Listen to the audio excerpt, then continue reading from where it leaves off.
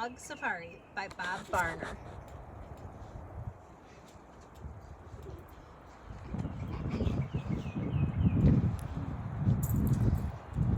The events described here actually happened to me. The things I learned are recorded to the best of my memory.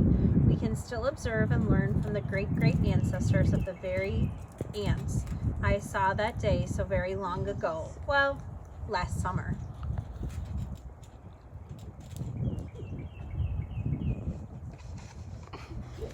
I was lost in a bug-infested jungle one hot summer day.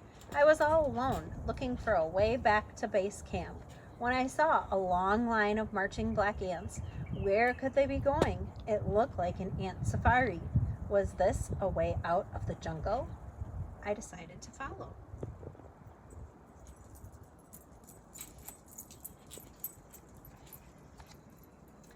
In all of my travels, I had never seen anything like the ant safari.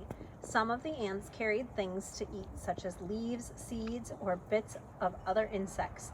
The ant safari was in a hurry to get somewhere.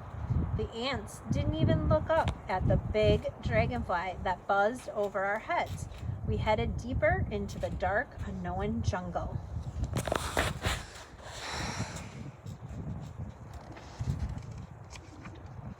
I crawled over rocks and through mud. I had to find out where the ants were going.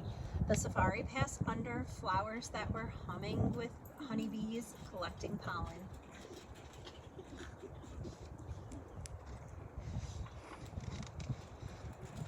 I was measuring one of the ants with my ruler when the other ants zoomed past me and a slow-moving dung beetle. I noticed that the ants talked to one another by touching antennae on top of their heads.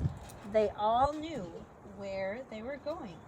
We were moving quickly, but to where and what?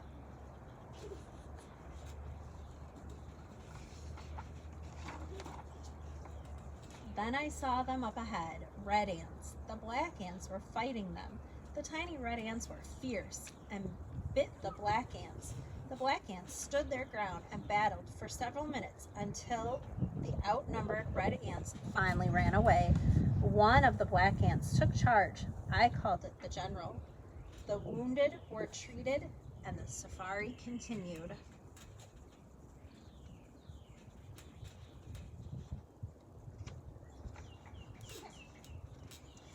I was baking in the sun. I had a drink from my canteen. Just one sip left. The ants became very excited. They had come upon a toad sitting in the middle of their path. Most of the ants ran around it, but a few of them got zapped. Why would they keep going with all of this danger? Where could they be going?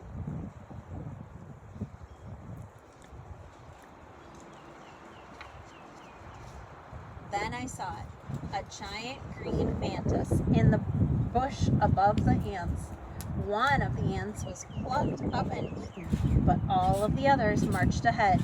They passed under sticky spider webs, spotted beetles, and noisy crickets that made a chirping noise as we passed by. I picked my way through the jungle. I had scraped my knees and cut my finger and needed medical attention. I bravely pressed onward, hoping I would one day see another human being.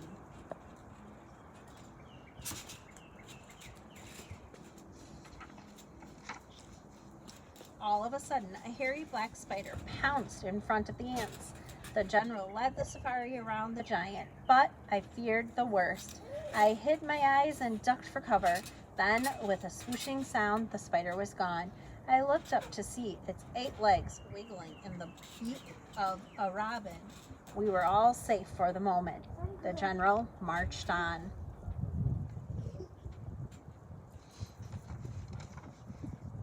I was out of water, famished, and covered with bites. Then I heard a faint sound in the distance. I was perfectly still in the brush, so I could listen very carefully. A lone mosquito buzzed past my ear. Finally, I heard the call, a human voice. Base camp.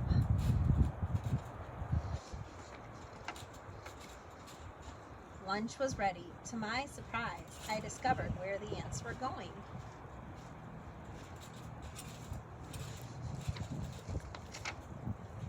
I have a good safari, and so do the ants.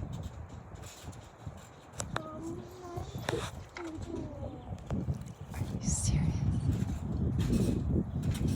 So the different bugs in the book were the bug, a stag beetle, cricket, a dung beetle, a centipede, mosquitoes, a stink bug, and a spider.